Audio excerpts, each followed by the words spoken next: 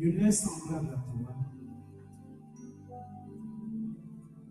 Et je veux te dire, Seigneur, que je veux être ce soir, cet après-midi, le canal que tu utilises. C'est pourquoi, au nom de Yeshua, que toute voix autre que la sienne, la tienne, celle du Saint-Esprit se taise.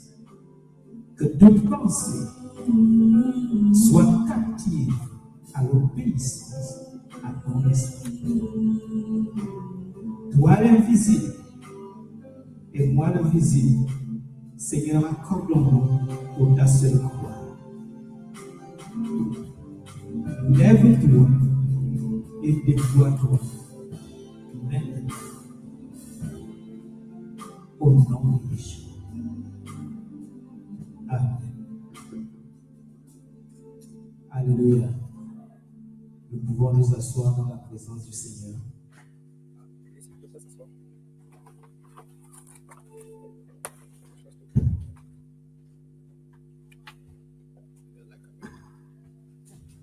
Comme je le disais hier, que je suis souvent timide.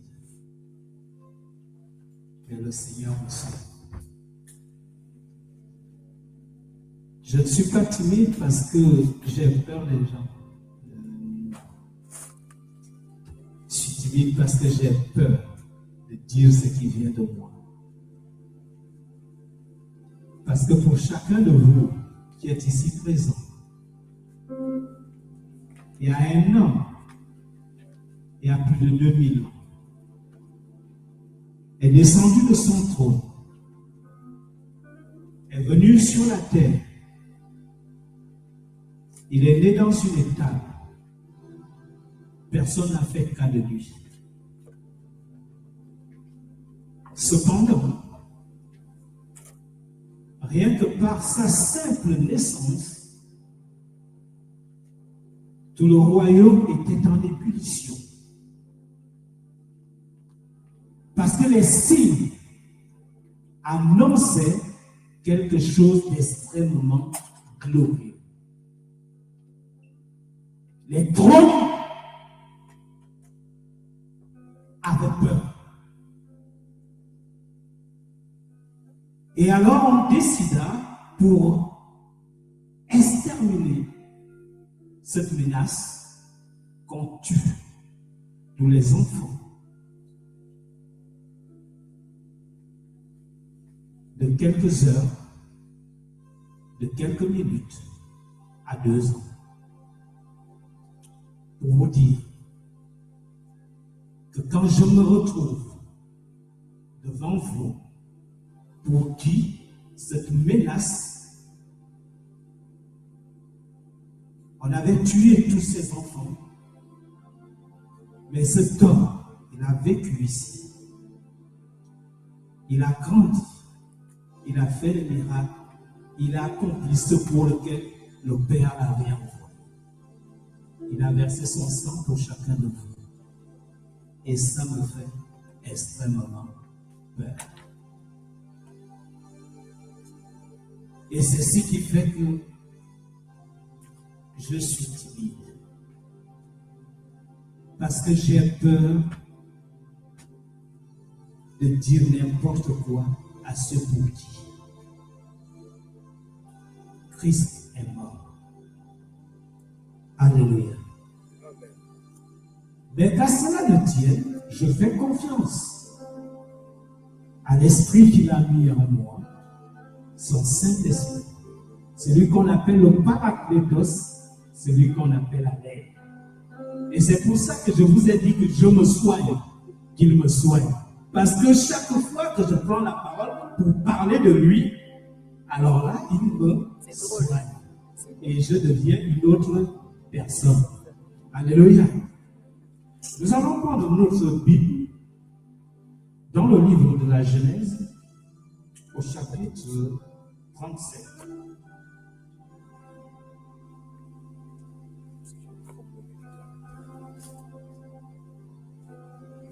Je vais juste reprendre.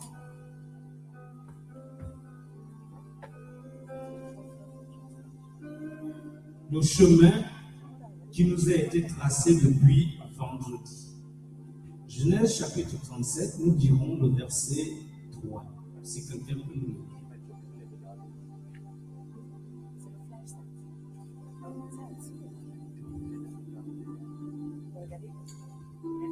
Genèse chapitre 37, verset 3. Israël aimait Joseph plus que tous ses autres fils, parce qu'il l'avait eu dans sa vieillesse, et il lui fit une tunique de plusieurs couleurs. Israël, qu'on appelle aussi Jacob. Je crois que ceux qui sont là depuis vendredi ont dû le comprendre. Mais avant de continuer, j'aimerais poser une question. Quels sont ceux qui viennent d'accepter le Seigneur?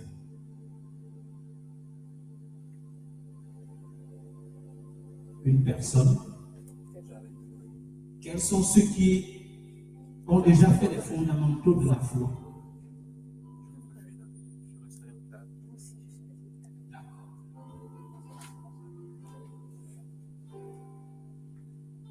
Ça me met dans une position un peu différente.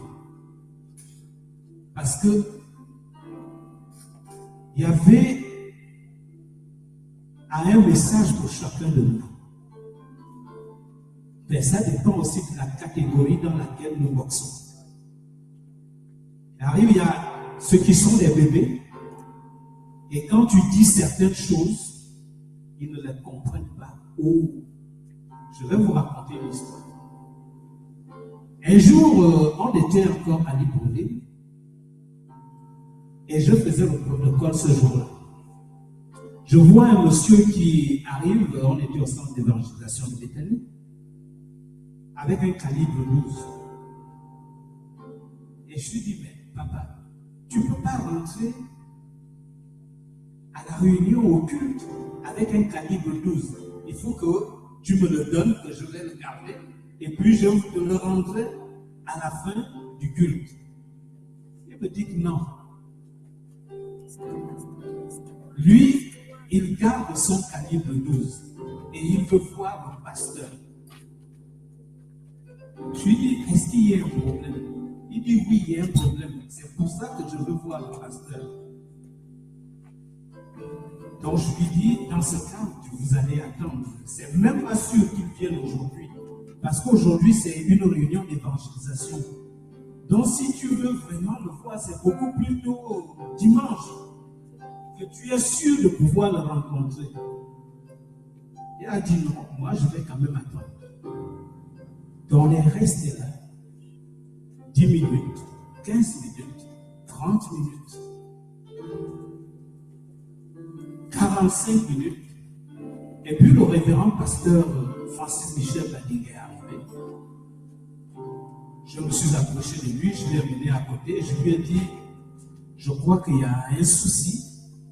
Le monsieur a un calibre 12 et il veut te voir.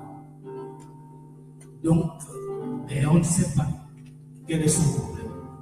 Et la grâce de Yahvé avait fait qu'il ne connaissait pas le pasteur Francis Michel Badiga. Et puis, il s'est approché de lui, il lui a posé la question, papa.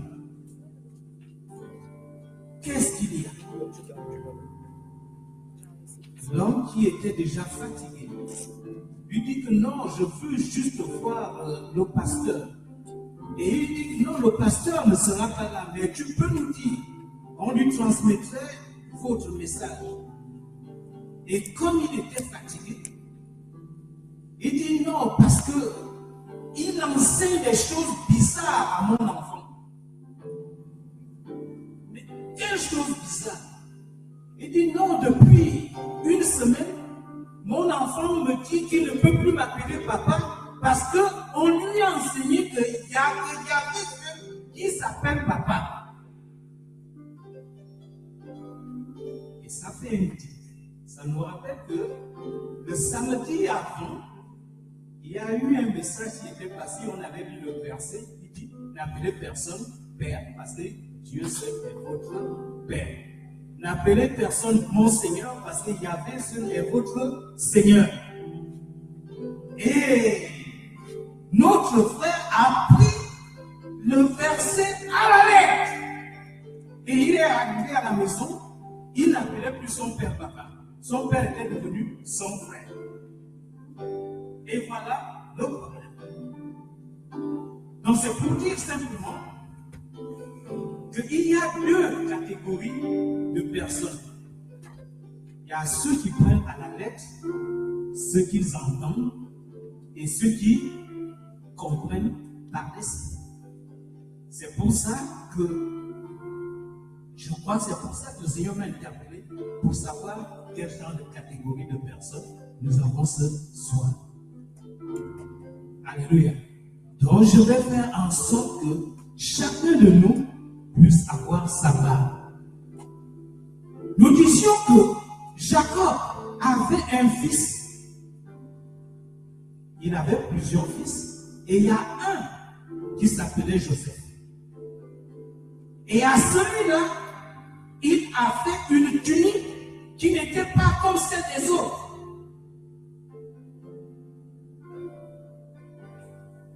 Et à cause de cette tunique, ça a attiré la haine de ses frères et de ses frères vis-à-vis de lui.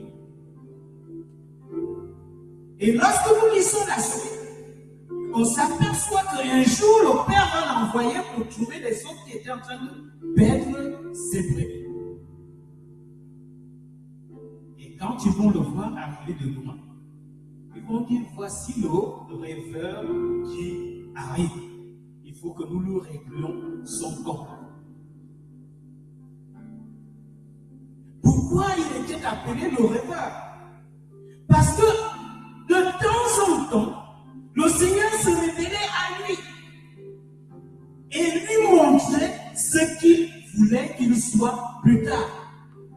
En d'autres termes, il lui montrait sa destinée.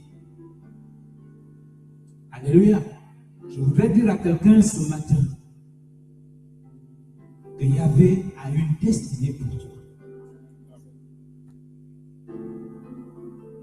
Et cette destinée qu'il avait était hors du commun. Et un jour, il a eu un de ses songes qui parlait de cette destinée et il en parla à ses frères.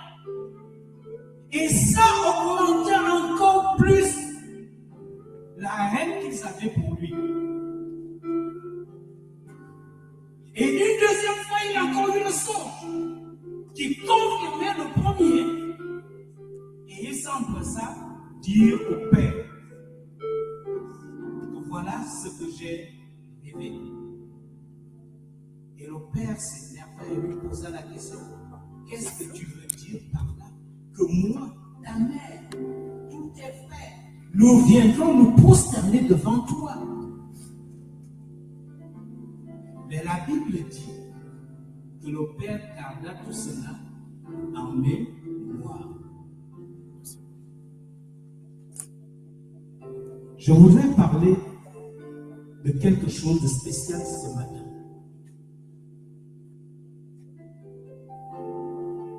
Je voudrais parler de ce tapis que le Père avait confectionné pour son fils. Ce tapis avait une particularité, c'est qu'il attirait les regards. Il le distinguait des autres. Nous avons parlé depuis vendredi de quelque chose comme quoi, pour que nous puissions rentrer dans la bénédiction, dans la gloire, que nous avons des portes qui s'ouvrent et que le ciel s'est ouvert à cause d'une alliance. Et cette alliance, nous l'avons au travers d'un homme. Parce que c'est cet homme qui est le porteur de cette alliance. Et il faut se connecter à lui pour avoir les bénéfices de cette alliance. Jacob a donné une tunique à son fils. Et cette tunique a attiré la haine encore plus forte de ses frères vis-à-vis de lui. Jusqu'au jour où ils vont décider de le tuer. Ils prendront cette tunique, ils vont l'imbiber dans le sang et ils vont le renvoyer à leur père. Pour toi qui viens d'accepter Yeshua, le sang en question ici, c'est l'œuvre que Yeshua a faite sur la croix pour toi.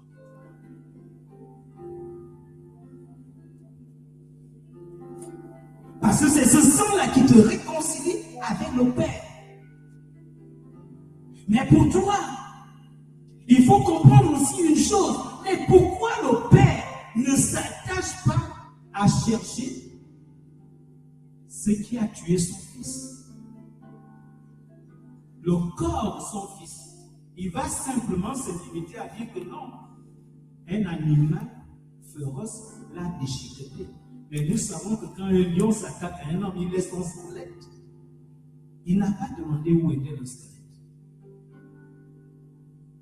Il a juste récupéré la tunique qui était tachetée de sang. Alléluia. Yahvé ne revient pas en arrière pour chercher les raisons pour lesquelles tu as péché. Il ne revient pas en arrière pour chercher quelles sont les raisons qui t'ont poussé à pécher. Il ne reviendra jamais en arrière pour chercher si tu as une excuse. Parce que le prix, il sait qu'il a été payé et ta faute est déjà expiée à partir du moment où tu as demandé pardon. Amen.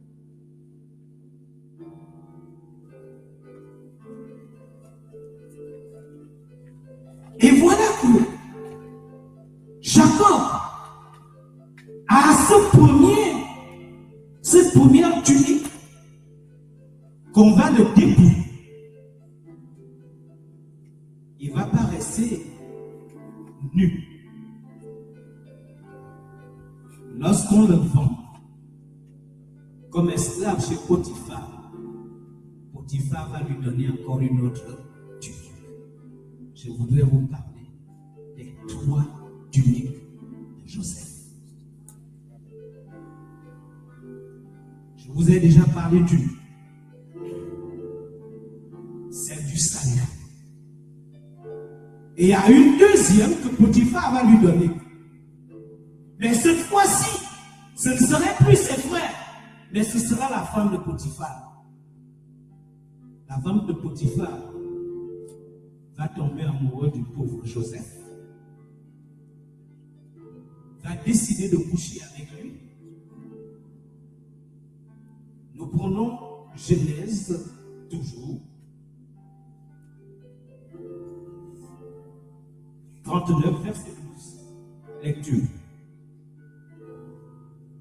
Genèse 39, verset 12. Elle le saisit par son vêtement en disant « Couche avec moi ». Il lui laissa son vêtement dans la main et s'enfuit au dehors. Une deuxième fois, il va encore être dépouillé de son vêtement. Mais cette fois-ci, ce n'est plus pour le salut, mais pour être fidèle à celui qui l'emploie. Alléluia. À cause de la fidélité qu'il avait pour le service pour lequel il était engagé, et la fidélité qu'il avait avec la personne qu'il employait, il a dit que de commettre l'abomination, je préfère abandonner ma tunique.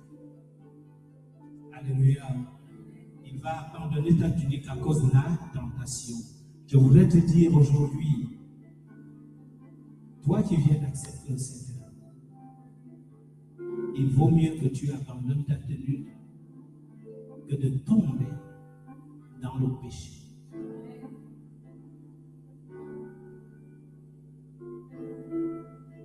Le péché ne t'avancera à rien.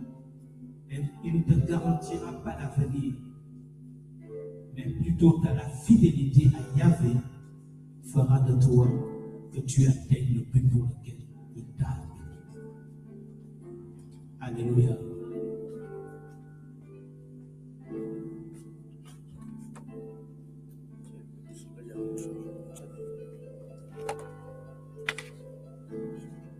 Genèse 41, verset 49. Je n'ai pas le David là. Genèse 41, verset 42. Pharaon ôta son anneau de la main et le mit à la main de Joseph. Il le revêtit d'habits de fin lin et lui mit un collier d'or au cou. Pharaon ôta son anneau de son doigt et le mit à qui? J'aime bien qu'on travaille tous ensemble. Il mit l'anneau qu'il avait à son doigt à qui? À Joseph. Pourquoi?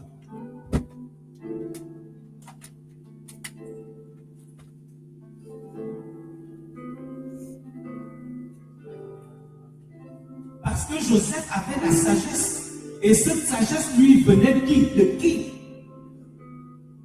Mais je vais vous rappeler une chose.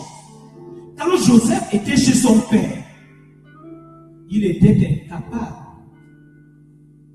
de déchiffrer une vision. Il était incapable de déchiffrer une prophétie. Et voilà qu'il arrive chez Pharaon, il se retrouve dans la capacité de déchiffrer la prophétie, de déchiffrer un songe que lui n'a même pas eu. Pour le moment, on va remettre ça de côté, on reviendra là-dessus. Mais je veux simplement te dire aujourd'hui, si Pharaon a pris son anneau et l'a revêti à Joseph, c'est parce que tout simplement, malgré les tentations que Joseph a subies, il a été couronné parce qu'il les a vécues, parce qu'il est resté fidèle. Fidèle à quoi? À celui qui l'a appelé. Toi qui viens d'accepter Christ, c'est à toi que je parle. Yahvé veut te couronner, mais il ne te couronnera pas si tu n'as pas marché dans la fidélité. Si tu n'as pas vaincu la tentation. Parce que quelle que soit la tentation que tu pourras avoir, il te donnera les moyens. Il te donnera les capacités de la vaincre. Et lorsque tu la vaincras, alors il te couronnera. Alléluia. Je disais que nous allons revenir. Nous avons parlé de là des trois tuniques de Joseph. La première, le salut. La deuxième, la tentation. La troisième, le couronnement.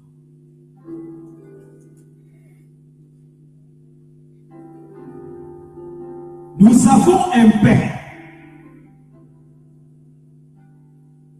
Et ce Père, pendant qu'il priait, il y a un homme qui lui est apparu.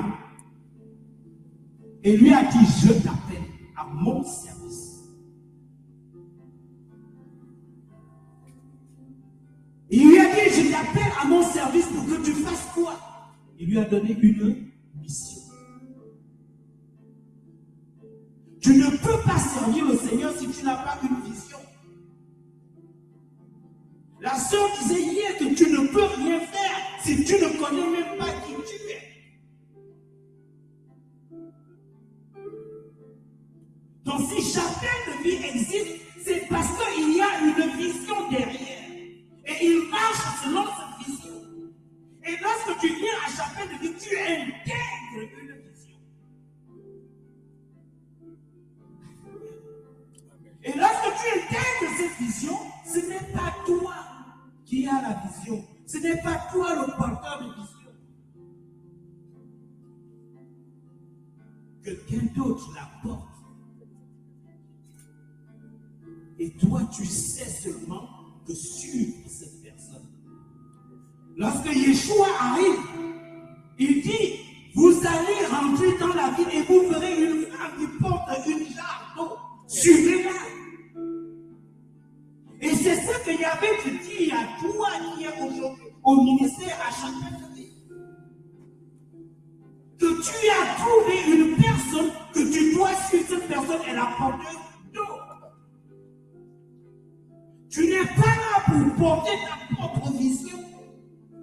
Parce que tu n'en as pas.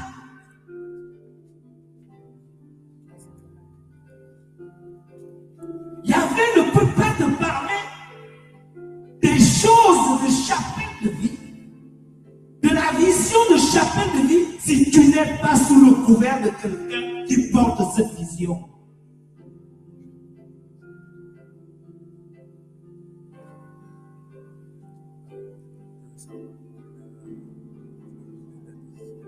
Alléluia. Certes, tu peux avoir un appel. Je n'en disconviens pas. Yahvé appelle chacun de nous à une mission. Mais avant que tu n'arrives à cette mission, vous savez, je vais encore vous raconter, j'aime bien raconter les histoires, parce que les histoires font en sorte que tu comprennes mieux ce qu'on t'explique ou ce qu'on veut te faire comprendre.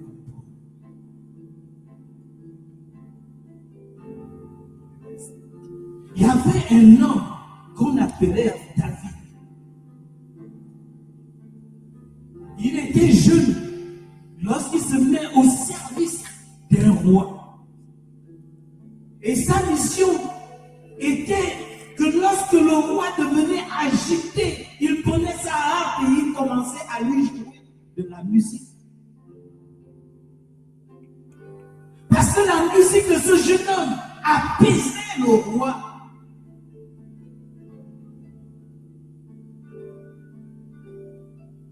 Et c'est comme ça, c'était sa mission.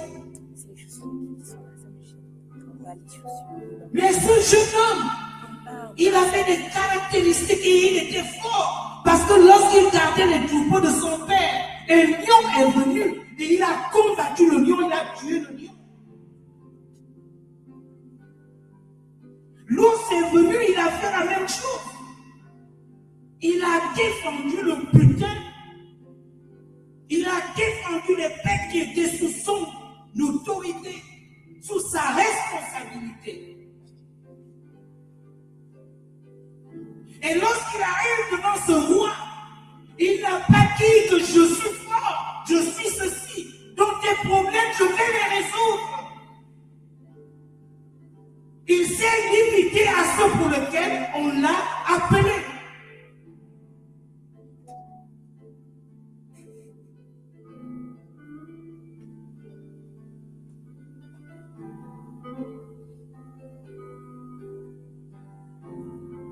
Le ciel est ouvert.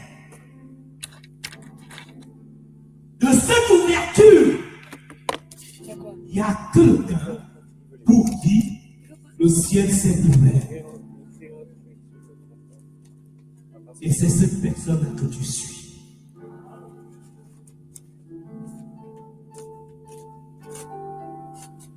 Les gens viendront te dire, oh non, je crois que nous ne sommes plus dans la vision. Parce qu'on a vu que le porteur d'eau, au lieu de rentrer dans sa propre maison, il est rentré dans la maison du voisin. Qu'est-ce que tu en sais?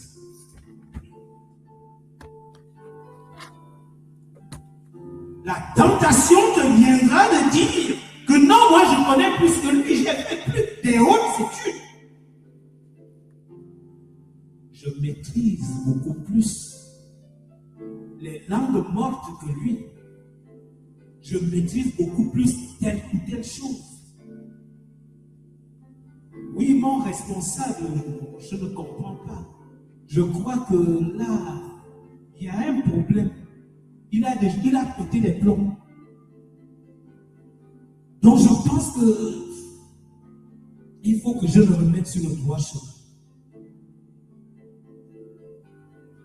Est-ce que c'est ton rôle?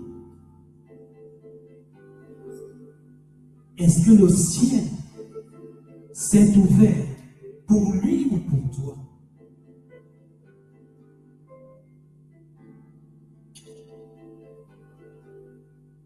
C'est lui le porteur de vision. Le ciel s'est ouvert à cause de ce que Christ lui a dit. Et toi, tu es venu te greffer à lui.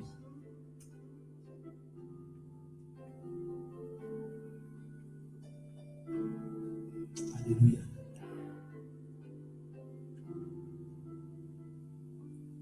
Il me reste 2 minutes. Je vais conclure. Joseph avait 3 manteaux. Le manteau de la vision. La vision ne venait pas de Joseph, elle venait de son père. C'est son père qui a confectionné la tunique. Il savait quelle était l'utilité de cette tunique. Il savait ce que la tunique là représentait. Il savait quels sont les matériaux qu'il avait utilisés pour la confection. Il savait où elle venait et où elle devait aller. Il connaissait les propriétés de cette tunique. Joseph ne les connaissait pas. Voilà pourquoi Joseph a passé son temps, lorsqu'il avait un songe, il allait voir celui qui était à l'origine de la tunique.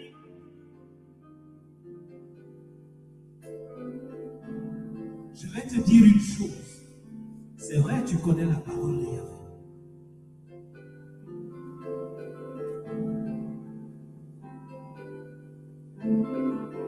Joseph ne s'est jamais mis à interpréter les songes tant qu'il était chez son père.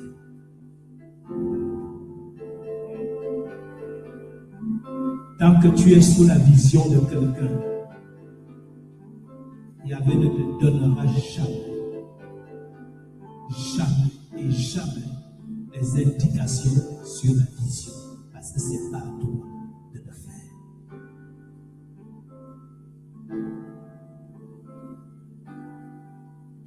La tentation sera là, elle est grande, de vouloir dire parce que je me suis élevé, parce que je suis devenu un grand prédicateur, parce que j'ai l'onction, parce que j'ai ceci. N'oublie pas que tu n'es que le suiveur du porteur d'eau.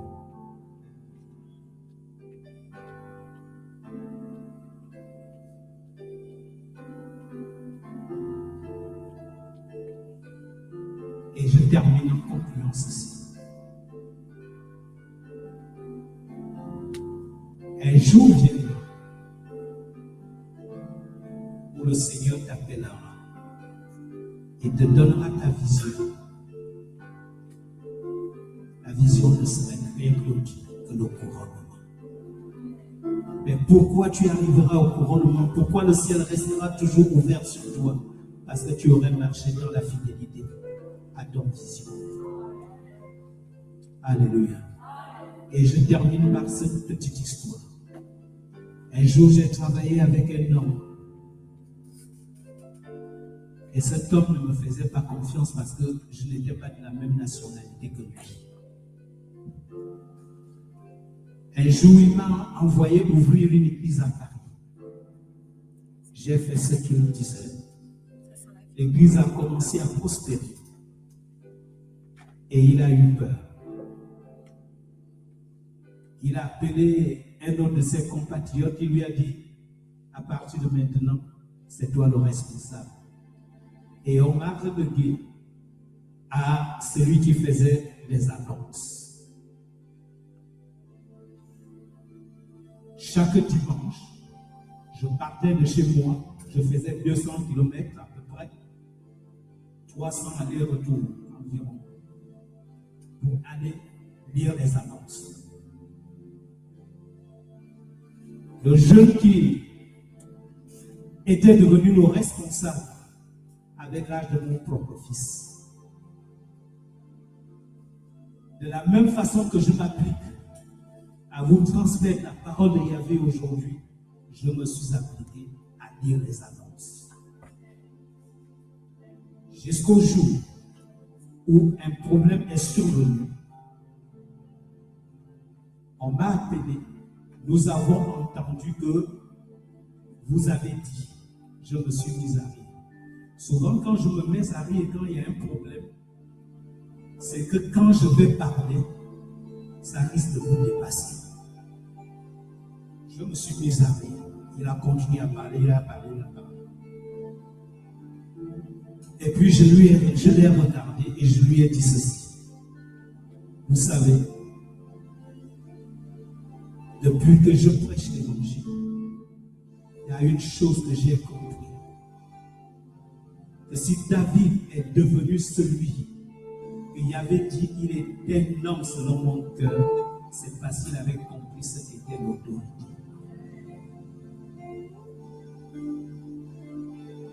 Tu es mon autorité, je suis sous ton alliance.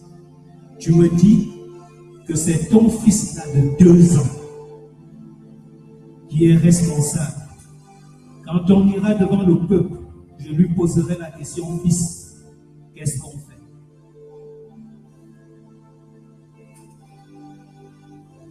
Il a baissé la tête.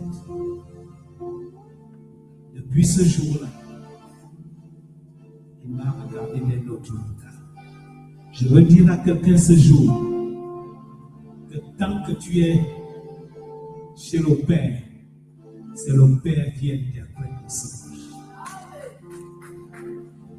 Quand tu sortiras de chez le Père, Yahvé te révélera le songe. Que Yahvé vous bénisse.